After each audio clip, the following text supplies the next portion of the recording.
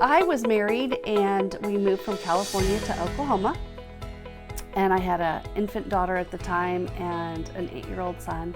So we made life in Oklahoma, and it was really culture shock for me, and it was really difficult adjusting. We knew no one when we first moved here. We lived here for about 4 years when my husband passed away, and I took grief pretty hard. By that time we had a church family, and we had people we knew from the school, so I had a little bit of a support system, but I found myself really stuck in my grief.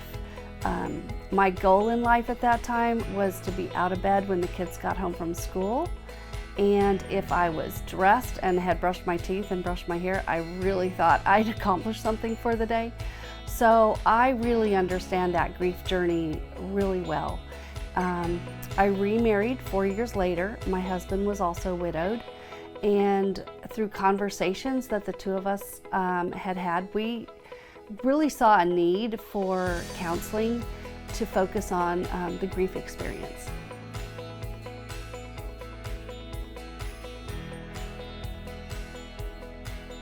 I really like to travel. I like to go to the beach. I like to go see family. I like to see our children who don't live here. I like to travel internationally. I really like Europe. I recently went to China with my mom and my brother and sister-in-law, and that was a real unique experience, going to the Great Wall of China. I'd like to go back to Europe with my husband someday. He didn't go on that trip. I won't go into that. But I just like to travel. I'm from Southern California originally. I lived in my first 30 years there. And although I love Southern California, it's so different now than when I left that I feel like a foreigner when I go back there.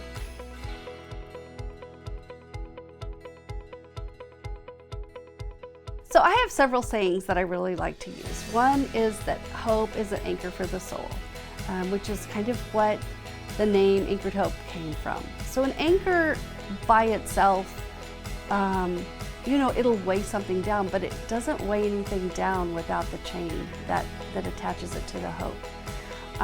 Being that we're believers, our hope is in Jesus. And I like to think at Anchored Hope that we're the chain that keeps the connection between the hope and the anchor. And I really take it as a privilege that clients entrust us to be that chain for them, to anchor their hope.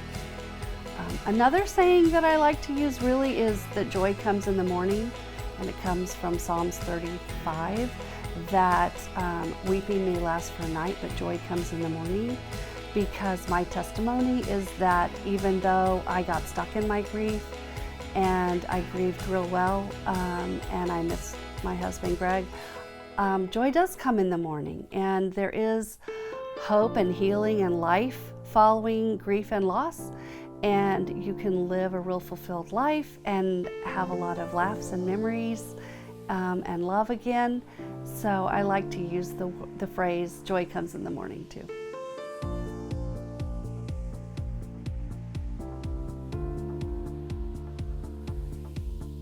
I love being a Mimi. Being a Mimi makes my heart pitter-pat. We have, well, as of this thing, we will have 3 grandchildren as of October 2nd. Jillian Hope, Aria Ann, and Kai Andrew.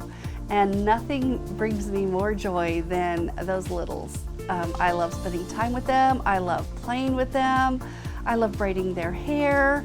Of course, Kai, we won't braid his hair. But holding them, cuddling with them, hearing them say, "Mimi, I love you," just melts my heart.